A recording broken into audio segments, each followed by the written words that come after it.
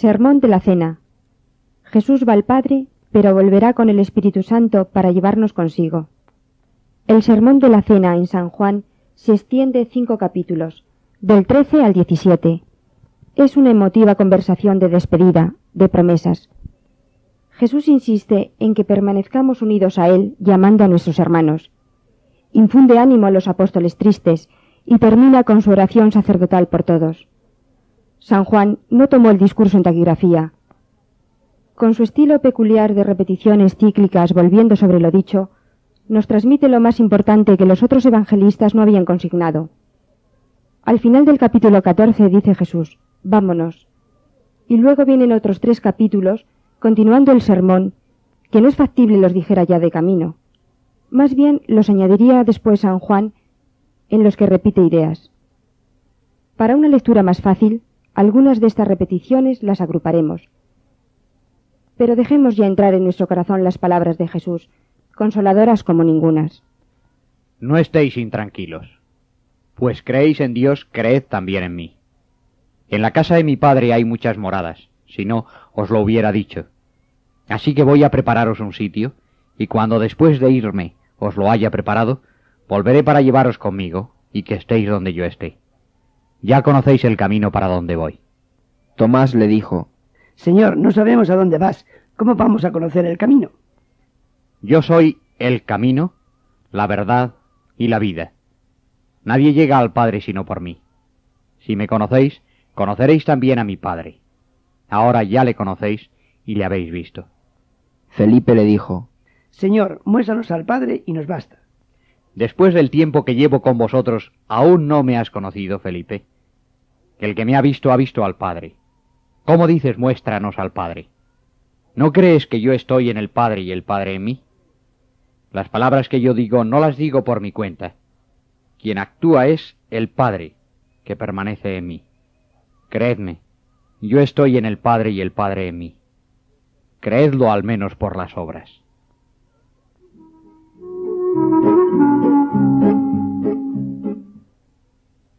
Jesús nos prepara un puesto en el cielo, más o menos alto, el que merezcamos con su ayuda.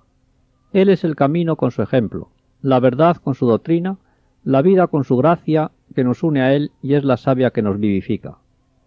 En Cristo vemos al Padre porque sus palabras, sus milagros, sólo pueden ser obra de Dios. Esto nos indica ya la estrecha unión que debe existir entre el Padre y Jesús.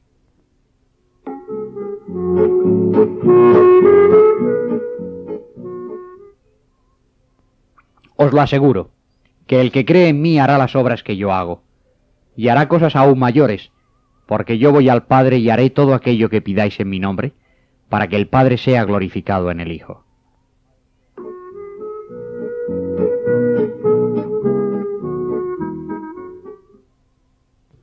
Cuando Jesús atiende nuestras peticiones, en Él, es decir, por su medio, vemos y alabamos la omnipotencia y la bondad de Dios, su gloria. Jesús, con su pasión y muerte, ganó todo el poder sobre el cielo y la tierra, y está dispuesto a concedernos cualquier cosa que le pidamos, incluso hacer obras mayores que Él. Parece un imposible. Y es imposible que nuestras obras valgan más que las suyas, ni siquiera que valgan algo sin Él.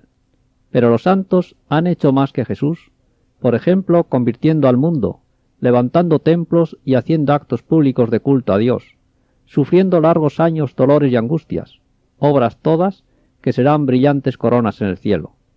Y si no hacemos más obras, o mejor, si no las hace Jesucristo con nosotros, es por nuestra falta de fe, como dijimos ya.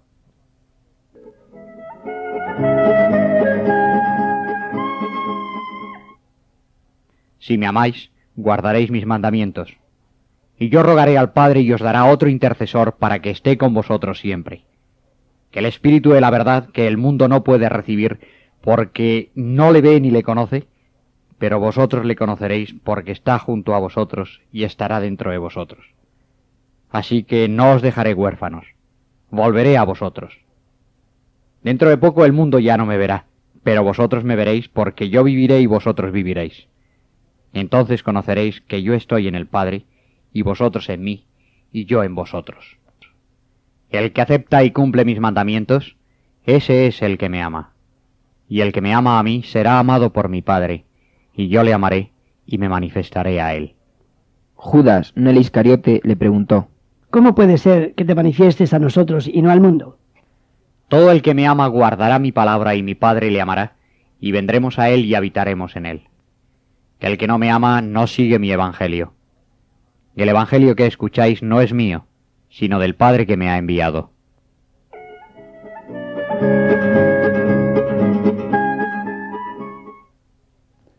Amar a Cristo es aceptar su palabra y guardarla, es decir, aceptar y cumplir el Evangelio o mensaje de Dios que nos transmite. Entonces, con una especial intimidad, Dios habitará en nuestra alma. Será la inhabitación de toda la Santísima Trinidad, aunque atribuida al Espíritu Santo por ser obra de amor, como las obras de poder se atribuyen al Padre, aunque siempre todas las obras divinas las hace la naturaleza divina, principio de operaciones, una e idéntica en las tres personas. La inhabitación del Espíritu Santo en el alma en gracia ilumina la inteligencia, fortalece la voluntad y aumenta el amor mediante sus 7 dones que ayudan a la práctica de las virtudes. Estas son hábitos adquiridos con la gracia y el ejercicio para obrar fácilmente con nuestras fuerzas en la vida espiritual. Las virtudes son como los remos, los dones como la vela para recoger el espíritu que siempre sopla.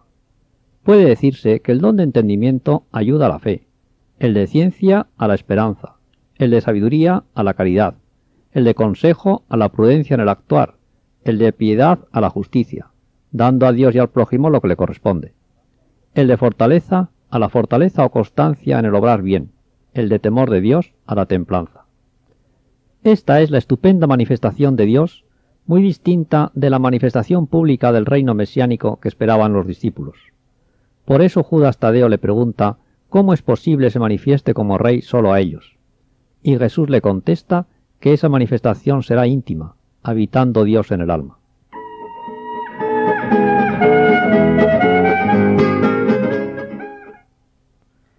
La paz os dejo. Os doy mi paz no como la da el mundo. Así que no estéis intranquilos ni temáis. Habéis oído que os he dicho, me voy, pero volveré a vosotros. Si me amáis, alegraos de que vaya al Padre, porque el Padre es mayor que yo.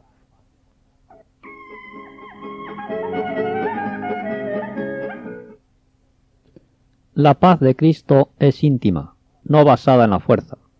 Paz de los santos en medio de las persecuciones. El Padre es mayor que Jesús en cuanto hombre. Nos hemos de alegrar porque le va a dar cuando resucite y por su obediencia hasta la muerte, todo poder en cielos y tierra.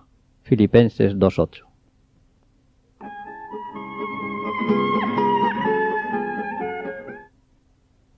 La unión con Cristo y con los hermanos. Yo soy la vid verdadera y mi Padre es el labrador. Todo sarmiento mío que no dé fruto lo arrancará, y a todo el que dé fruto lo limpiará para que dé más fruto.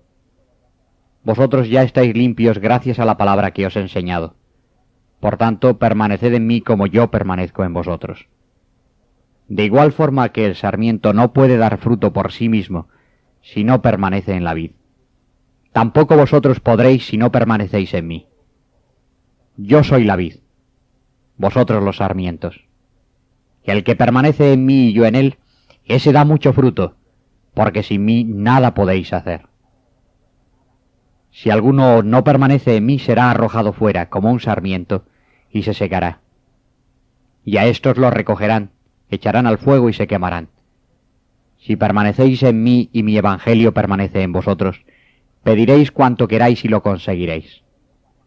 Así es glorificado mi Padre, con que deis mucho fruto haciéndoos discípulos míos.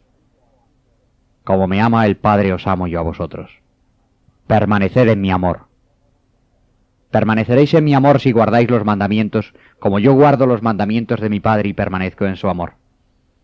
Esto os digo para que participéis de mi alegría, y así vuestra alegría será plena. Un mandamiento nuevo os doy, que os améis unos a otros como yo os he amado. Y en eso conocerán que sois mis discípulos, si os amáis unos a otros. Este es mi mandamiento, que os améis unos a otros como yo os he amado. Y no hay amor más grande que este mío, de dar la vida por los amigos. vosotros seréis mis amigos si hacéis las cosas que os mando. Yo no os llamo ya siervos, porque el siervo no conoce lo que hace su señor, sino que os llamo amigos, porque os he revelado todo lo que he oído a mi Padre.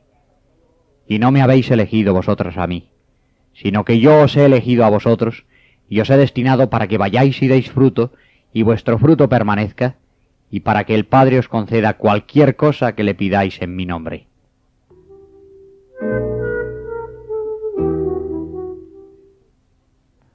Nosotros nos injertamos en la divinidad y participamos de su misma vida mediante Cristo. Ahora, estando en gracia, la tenemos ya, pero como en semilla. Luego, en el cielo, florecerá como no podemos ni imaginar, contemplando toda la grandiosidad y belleza infinita de Dios cara a cara. La misma idea de nuestra unión con Cristo la expresa San Pablo, no con la metáfora de la vid, sino del cuerpo. Con Cristo formamos un solo cuerpo, cuerpo misterioso y espiritual, o cuerpo místico, como lo ha llamado la Iglesia. Por eso, porque lo recibimos todo de nuestra unión con Cristo, el grito enérgico de San Pablo: mi vivir es Cristo. Y porque somos sarmientos y miembros de Cristo, unidos por él a Dios, somos templos de Dios, que dice también San Pablo, pues permanece en nuestra alma si está en gracia. Cristo, cabeza de todos nosotros, unidos en un solo cuerpo, en una sola vid, es natural que quiera la unión de sus miembros, que nos amemos como él mismo nos ama, hasta dar la vida, como insiste San Juan en su primera carta. Él nos ofrece la mejor amistad nunca soñada, superior al amor de una madre o a la ilusión de los enamorados. No sólo nos ofrece su amistad, nos elige para ella. Elige a los apóstoles, a los sacerdotes y religiosos. ¿Cuántos han deseado serlo y no lo han conseguido? Pero también nos elige a todos los cristianos. Innumerables hombres no han podido serlo, o porque nacieron antes de Cristo, o porque no llegó ni llega a ellos su mensaje evangélico. A ti te ha elegido y está deseando llamarte su amigo si estás limpio como los apóstoles, porque con ellos aceptas y sigues su palabra, es decir, su evangelio.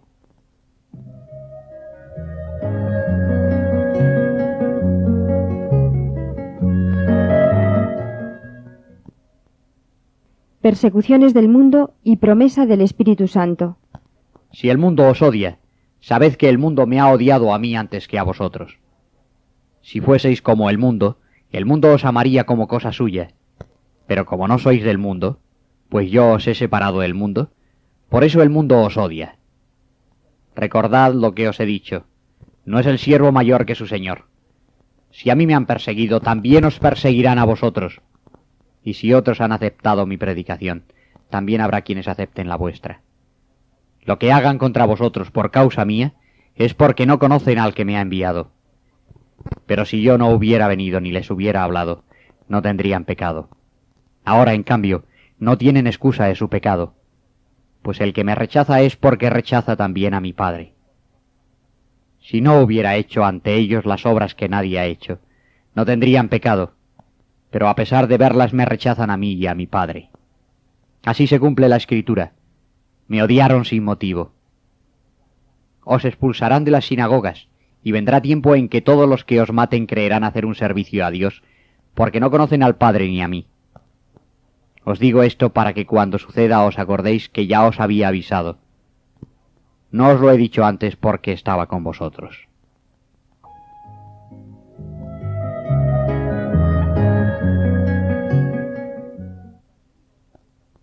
Cuando uno no está bien con Dios y rechaza sus mandamientos, a tanto puede llegar el propio engaño, el deformar o encallecer su conciencia, que hasta crea servir a Dios persiguiendo a los santos, que tenga como bueno lo que está mal. Esto lo vemos a veces en asesinos. El famoso Al Capone decía que nunca había hecho nada malo, y también se da incluso en religiosos que les parece está bien vivir contra las reglas e historia de sus fundadores. Señor Jesús, que al menos no nos falte la fe para conocer la verdad. Esto lo promete a continuación y hemos de pedirlo.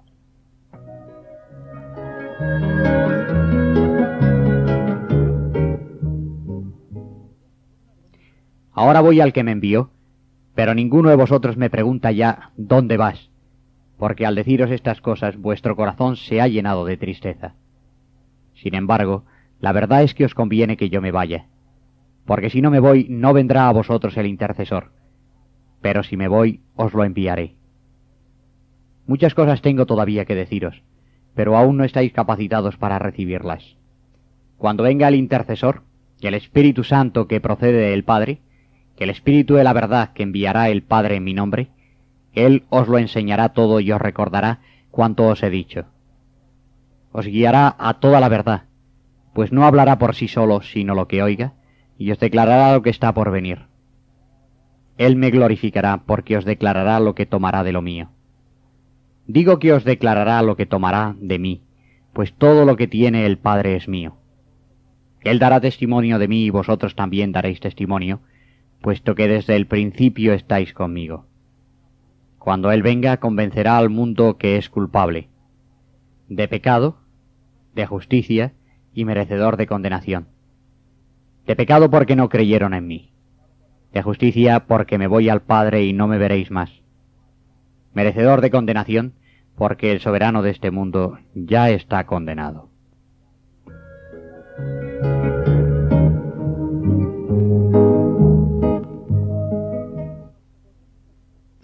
Según estas frases de Jesús, reunidas por San Juan en su estilo semítico, el Espíritu Santo, en griego paráclito, que significa defensor y también abogado, intercesor o consolador, nos hace ver nuestros pecados, y si no nos cerramos a sus gracias, nos arrepentiremos.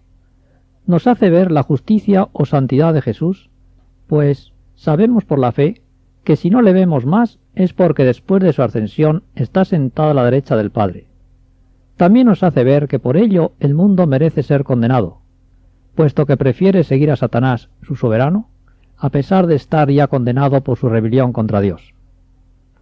El Espíritu Santo nos enseñará todo asistiendo siempre a la Iglesia, especialmente en su cabeza visible, el Papa, para que en todo lo relativo a la religión, fe y costumbres, cuando habla como vicario de Cristo, guiando a todos los fieles, no pueda equivocarse. Por ejemplo, cuando canoniza a un santo, proponiendo su vida y escritos como modelo, o cuando aprueba un instituto religioso, garantizando que su modo de vida es camino para la santidad.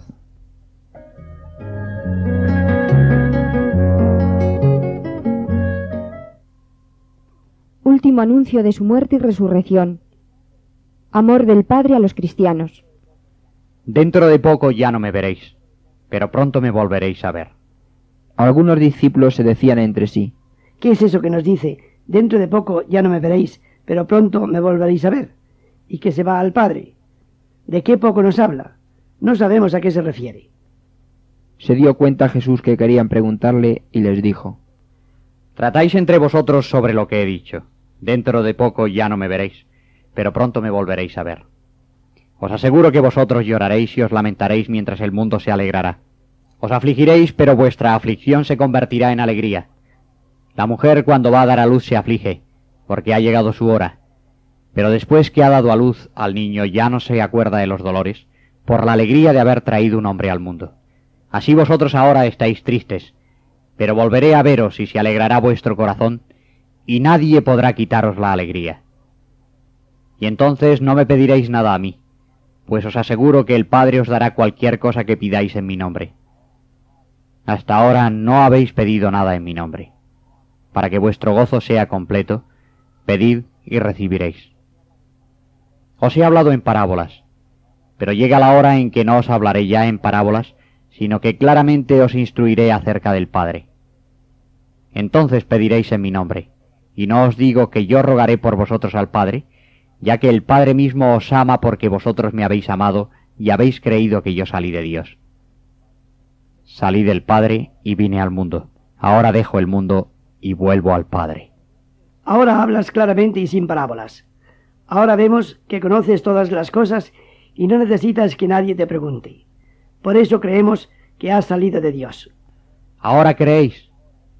Pues viene la hora y ya llega, en que os dispersaréis cada uno por su lado y me dejaréis solo. Aunque yo no estoy solo, porque el Padre está conmigo. Y esto os digo para que halléis la paz en mí. En el mundo tendréis tribulación, pero confiad, pues yo he vencido al mundo.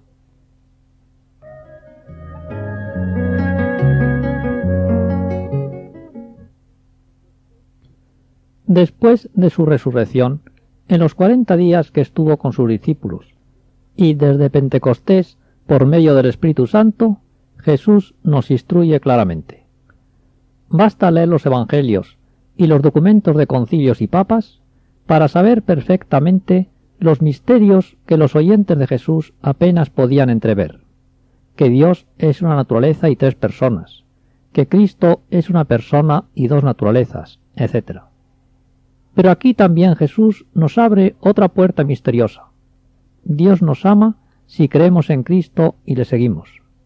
Podemos, por tanto, dirigirnos directamente a Dios, al Señor Omnipotente, como a nuestro Padre, no prescindiendo de Cristo, antiguo error de algunos que la misma Santa Teresa rechaza por su experiencia mística, sino pidiendo al Padre en nombre de Cristo, o sea, por sus méritos.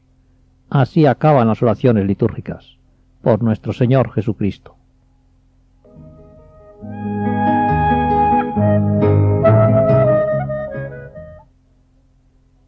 Oración sacerdotal de Jesucristo. Jesús, levantando los ojos al cielo, dijo: Padre, ha llegado la hora. Glorifica a tu Hijo para que el Hijo te glorifique con el poder que le has dado sobre toda carne, dando la vida eterna a todos los que le has entregado. Y la vida eterna es que te conozcan a ti, el único Dios verdadero, y a tu enviado Jesucristo. Yo te he glorificado ya en la tierra, realizando la misión que me encargaste. Ahora, Padre, glorifícame tú con la gloria que tenía en ti antes que el mundo existiese. He revelado tus misterios a los hombres del mundo que tú me diste. Tuyos eran, me los distes, y ellos han aceptado tu evangelio. Ahora creen que viene de ti todo cuanto me has dado, porque el mensaje que me diste se lo he comunicado, y ellos lo han recibido y creen que yo salí de ti y que tú me has enviado. Yo te ruego por ellos, no te ruego por el mundo, sino por los que me has dado, porque son tuyos. Todo lo mío es tuyo y lo tuyo mío, y yo soy glorificado en ellos. No estaré ya más en el mundo, pues voy a ti, Padre Santo, pero ellos seguirán en el mundo. Guárdalos bajo tu protección como has hecho conmigo, para que sean uno como nosotros. Cuando he estado con ellos, yo los he guardado en tu nombre con la protección que me dabas, y ninguno de ellos se ha perdido, si no es el hijo de perdición como estaba profetizado. En cambio ahora voy a ti, y digo esto en el mundo para que participen plenamente de mi alegría. Les he comunicado tu mensaje, y el mundo los odia porque no son del mundo como yo no soy del mundo. Pero no pido que los saques del mundo, sino que los guardes del maligno. Santifícalos por la verdad. Tu mensaje es la verdad.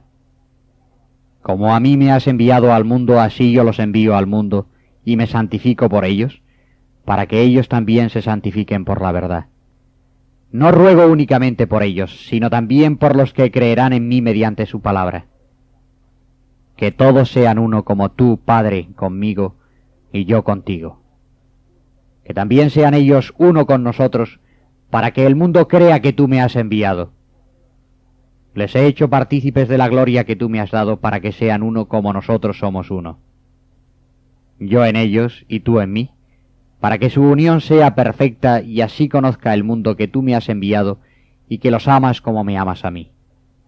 Padre, quiero que también los que me has dado estén conmigo donde yo estoy, para que contemplen mi gloria, la que tú me diste porque me amaste antes de la creación del mundo.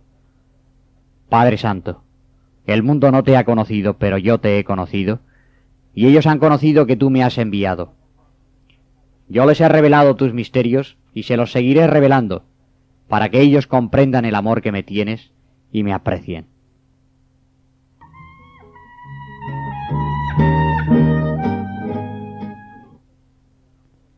Jesús pide por los que creemos en Él, para que nos santifiquemos por la verdad, cumpliendo su Evangelio, el mensaje del Padre, que es la auténtica verdad.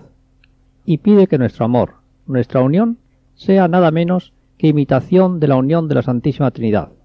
Más aún, que participemos de esa unión. El Hijo nos une con el Padre, es el nudo por el cual estamos injertados en Dios, y el Espíritu Santo, alma de la Iglesia, nos une a los miembros entre sí y con nuestra cabeza. Si en nuestras obras se ve lo unidos que estamos con Dios y con el prójimo, nuestra caridad convertirá al mundo. Jesucristo quiere, en la cruz y en la Eucaristía, que el mundo se convierta. Y si Dios lo quiere, debe tener un medio, una fórmula infalible para conseguirlo. Ese es el secreto, nuestra unidad. Ya lo sabemos. Cuando lo pongamos en práctica, que algún día será, entonces el mundo conocerá a Cristo y le proclamará Rey y le obedecerá.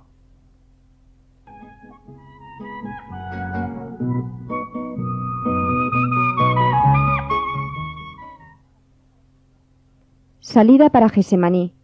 La oración del huerto. Os he dicho que voy al Padre antes que suceda, para que cuando suceda me creáis. Ya no voy a hablar mucho con vosotros, pues se acerca el soberano de este mundo.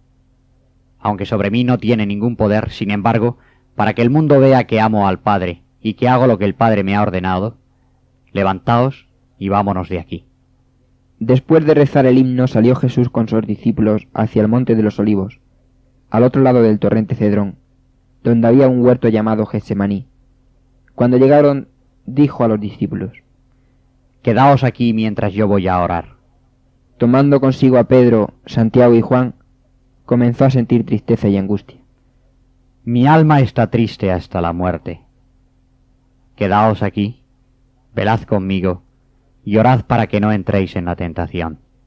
Se alejó de ellos como un tiro de piedra, se puso de rodillas, rostro en tierra, y oraba diciendo: Padre, si es posible, aparta de mí este cáliz. Padre, para ti todo es posible, pero no sea lo que yo quiero, sino lo que quieras tú. Volvió a sus discípulos y los encontró dormidos.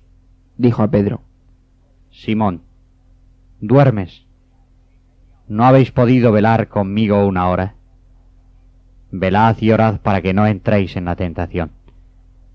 El espíritu está pronto, pero la carne es débil. Se alejó por segunda vez y oró diciendo: Padre mío, si este cáliz no puede pasar sin que lo beba, hágase tu voluntad. Volvió de nuevo y los encontró durmiendo, pues sus ojos estaban cargados de sueño y no supieron qué contestarle. Se alejó y oró por tercera vez, repitiendo las mismas palabras. Un ángel del cielo se le apareció y le consolaba. Preso de angustia, oraba con más fervor, y empezó a sudar gotas de sangre que caían al suelo. Cuando se levantó de la oración fue donde sus discípulos y los encontró dormidos por la tristeza. ¿Por qué dormís? Ha llegado la hora en que el Hijo del Hombre será entregado en manos de los pecadores. Levantaos, vámonos. Ya está cerca el que me va a entregar. Judas el traidor conocía el sitio, pues muchas veces había ido allá con sus discípulos. Así que, acompañado de un destacamento romano y guardias de los pontífices y de los fariseos, fue con antorchas, lámparas, espadas y palos. Les había dado una señal diciendo: Al que bese, ese es. Sujetarlo y llevarlo con cuidado. Estando todavía hablando Jesús, llegó Judas. Se le acercó deprisa diciendo: Salve, maestro. Y le besó. Jesús le contestó: Amigo, con un beso entregas al Hijo del Hombre. Y sabiendo todo lo que le venía encima, le salió al encuentro. ¿A quién buscáis? A Jesús el Nazareno. Yo soy. Al oírlo, retrocedieron y cayeron a tierra. De nuevo les preguntó: ¿A quién buscáis? A Jesús el Nazareno. Os he dicho que soy yo. Pero si me buscáis a mí, dejad que estos se vayan. Así se cumplió su palabra. No he perdido a ninguno de los que me diste. Entonces ellos, adelantándose, echaron mano a Jesús y le apresaron. Simón Pedro, que tenía una espada, la desenvainó e hirió a Malco, el criado del sumo sacerdote, cortándole la oreja derecha. Guarda la espada en la vaina, porque quien usa espada, espada muere. ¿O crees que no puedo rogar a mi Padre y me enviaría al momento más de 12 legiones de ángeles? Pero entonces, ¿cómo se cumplirían las escrituras que debe suceder así? ¿No voy a beber el cáliz que me ha dado el Padre? Jesús, tocándole la oreja, le curó, y dirigiéndose a la turba les dijo: Habéis venido con espadas y palos a detenerme como a un bandido. Todos los días he estado entre vosotros enseñando sentado en el templo y no me habéis apresado. Pero esta es vuestra hora, vuestro poder de las tinieblas. Así ha sucedido para que se cumpla lo escrito por los profetas. Entonces ataron a Jesús, y todos los discípulos, abandonándole, huyeron. Un joven le seguía envuelto con una sábana. Intentaron detenerlo, pero él, dejando la sábana, se les escapó desnudo.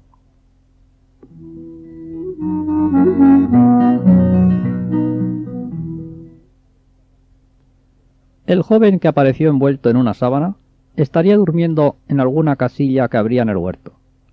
Al oír el ruido, se echó de la cama sin vestirse.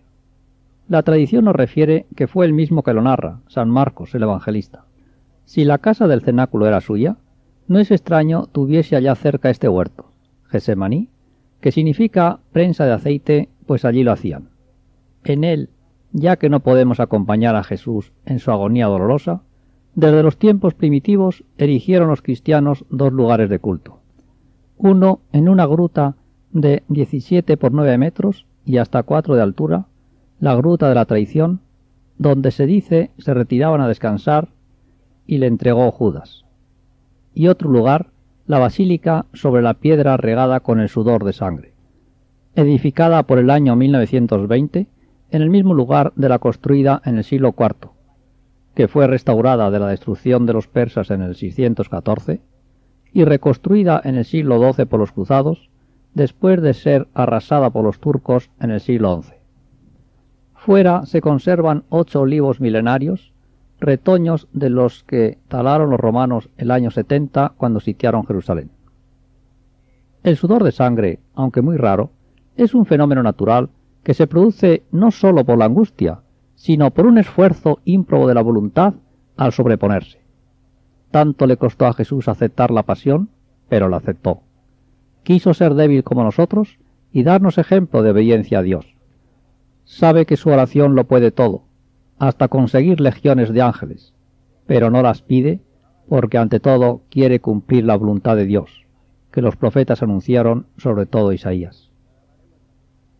Jesús quiere que le acompañemos en su sufrimiento, para lo cual no es necesario estar junto a Él, pero sí que sepa estamos en oración. Los discípulos no lo consiguieron. El Señor les dice que oren no para no caer cuando venga la tentación, sino más aún para no entrar en la tentación, para que no venga la tentación. Y es un dato de experiencia. A medida que uno está más unido a Dios y tiene una vida espiritual más elevada, tiene incluso muchas menos tentaciones. Como que el tener muchas tentaciones, ordinariamente es señal de poca vida espiritual, y si ésta no se mejora, acabará cayendo en pecados graves. Tal vez el demonio, que en las tentaciones dejó a Jesús por entonces, volviese en Gesemaní a dar la última batalla, y le pondría delante todo el horror de los tormentos que había de padecer, el abandono de los suyos, de su pueblo, de sus discípulos, de sus preferidos, los muchos que no aprovecharán su redención y se condenarán para toda la eternidad. El ángel, en cambio, le haría ver el próximo final de la pasión y a cuántos había de beneficiar y santificar. Le presentaría todas las buenas acciones hechas con su gracia, siguiendo su ejemplo, nuestros actos de virtud, los tuyos, que hechos hoy, sirvieron entonces de consuelo a Jesús. En algunos manuscritos del período arriano, siglo IV, los copistas omitieron los 2 versículos en que San Lucas narra que un ángel le consoló. La razón es que los arrianos aducían erróneamente este texto para probar que Jesús no era Dios. Pero en él hay 2 naturalezas. Padeció y fue consolado en su naturaleza humana, lo que no impide tenga otra naturaleza divina, sea Dios además de hombre. En contra de la interpretación tradicional y de los santos padres, se ha dicho recientemente que al decir Jesús «Yo soy», los guardias retrocedieron y se postraron por respeto al nombre de Yahvé. Pero es mucho suponer que una frase tan corriente como «Yo soy» le sonase a Yahvé. Ni los judíos se postraban al oír Yahvé, y menos lo iban a hacer en tales circunstancias y soldados mercenarios. quiso Jesús, con esa demostración de su poder, probar que se dejaba apresar voluntariamente y darles una última oportunidad de que reconocieran su autoridad. Ya que ellos no lo hicieron, hagámoslo nosotros aceptándole por Rey nuestro.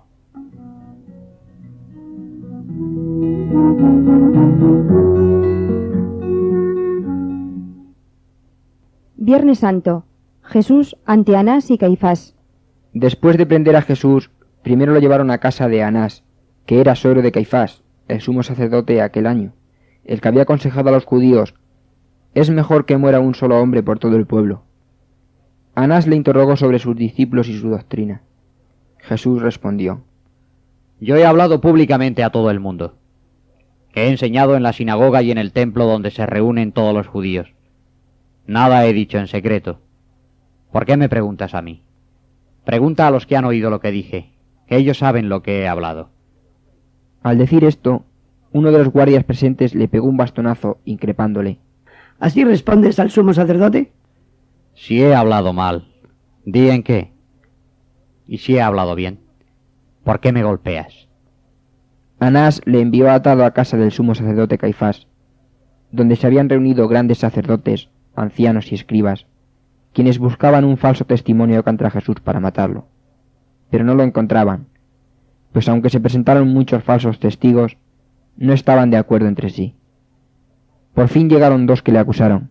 Ha dicho: yo destruiré el templo hecho por manos de hombres, y en 3 días edificaré otro no con manos humanas. Pero tampoco sus testimonios estaban acordes. Entonces se levantó el sumo sacerdote y le preguntó: ¿No respondes nada a las acusaciones de estos? Jesús siguió callado. De nuevo el sumo sacerdote le interrogó: Yo te conjuro por Dios vivo que nos digas si tú eres el Mesías, el Hijo de Dios. Tú lo has dicho. Yo soy. Y os aseguro que un día veréis al Hijo del Hombre sentado a la derecha del Todopoderoso y venir sobre las nubes del cielo. Rasgándose las vestiduras, gritó el sumo sacerdote: Ha blasfemado. ¿Qué necesidad tenemos ya de testigos? Vosotros mismos habéis oído la blasfemia. ¿Qué os parece? ¡Reos de muerte! ¡Reos de muerte! ¡Reos de muerte! Y los que le tenían preso se burlaban de él. Lo escupían y abofeteaban, y golpeándole le decían, tapándole los ojos: Profetiza, Cristo, ¿quién te ha pegado?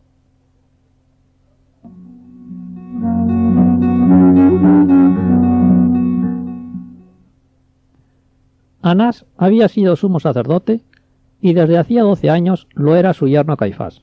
Por eso lo consideraban también como sumo sacerdote. San Juan es el único que narra su interrogatorio, y por llamarle sumo sacerdote, algunos creen este interrogatorio fue ante Caifás. Pero se explica y encaja mejor todo el pasaje ante Anás que no ante Caifás, el cual hace otro tipo de interrogatorio, con testigos preparados, pues ya habían determinado matar a Cristo, y sólo se trataba de buscar un pretexto para salvar una apariencia de justicia. ¿Cuántas veces en la historia se repiten estos juicios inicuos, sentenciados antes de hacerse? Ante Anás, cortado por la respuesta de Jesús, aquel sayón quiso salvar la situación embarazosa dándole un bastonazo. Rapisma, no bofetada como se suele traducir, cuya huella se aprecia en la sábana santa, conservada en Turín, en el lado derecho de la cara, con fractura del cartílago de la nariz, no del hueso. El golpe se lo dio un hombre que estaba a su derecha, con la mano izquierda. Sería un escriba acostumbrado a escribir con la izquierda, al revés que nosotros, de derecha a izquierda. Ante Caifás, pontífice representante de Dios, que le conjura, Jesús proclama con toda solemnidad que es el Mesías, semejante a Dios. Eso significa sentarse a su derecha, y por eso le sentencian a muerte.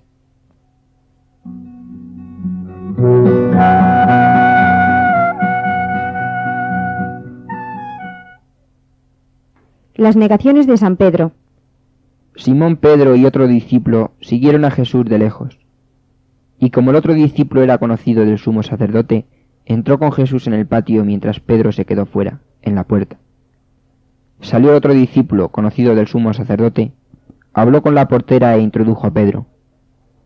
Estaba Pedro abajo en el patio para ver el final, sentado con los criados y calentándose al fuego que habían hecho en medio del patio, pues hacía frío. Se le acercó la portera y mirándole fijamente dijo: También este estaba con los discípulos de Jesús el Galileo. Mujer, ¿qué dices? Yo no lo conozco. Salió fuera, al portal, y cantó el gallo. Otra criada, al verlo, comenzó a decir a los presentes: Este es de ellos. Estaba con Jesús el Nazareno. Pedro lo negó de nuevo con juramento. Pasada como una hora, uno de los criados, pariente de aquel a quien Pedro había cortado la oreja, dijo: ¿No te vi yo con él en el huerto? Se acercaron los que estaban allí e insistieron: Ciertamente tú eres de ellos. Tu habla te descubre, pues eres Galileo. Pedro comenzó a maldecir y a jurar: Yo no conozco a ese hombre. Enseguida, estando aún hablando, cantó el gallo por segunda vez.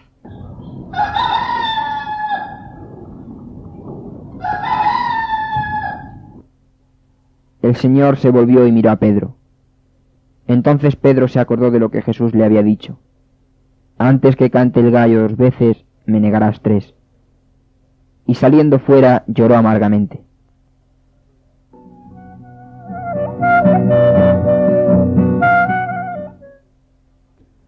El discípulo que iba con San Pedro, sin duda era San Juan, que siguió a Jesús hasta estar al pie de la cruz. ¿Por qué le conocían en casa de Caifás? ¿Tal vez compraban pescado al Zebedeo? Él debió subir, mientras Pedro se quedaba abajo y caía en la tentación para la que no se había preparado, durmiéndose en tiempo de oración en Gesemaní, y teniéndose por más que los otros discípulos en la cena, cuando dijo: Aunque todos se avergüencen de ti, yo no. Las negaciones de San Pedro parece que fueron las 3 en la misma casa de Caifás, en el patio, en el portal o zaguán y en el patio, aunque otros ponen las 3 en casa de Anás, o la primera en Anás y las otras 2 en Caifás. El gallo por esas fechas canta por segunda vez a eso de las 3 de la madrugada. A esta hora, acabado el interrogatorio de Caifás, bajarían a Jesús de arriba a través del patio hacia alguna dependencia de la planta baja. Se volvió y miró a Pedro. ¿Cómo le miraría? Impresionante las miradas de Cristo. Al joven rico invitándole, a la adúltera arrepintiéndola, a Pedro. ¿Cómo miraría a los guardianes que seguirían burlándose de él el resto de la noche? Sin odio. Los quería. Padecía e iba a morir por ellos, sus verdugos. Tristes horas desde que empezó la cena entre las 6 y 7 de la tarde. Sería de 9 a 10 cuando fueron a Gesemaní y las 12 cuando le apresaron. A eso de las 3 acabó el juicio previo y le mantuvieron en prisión.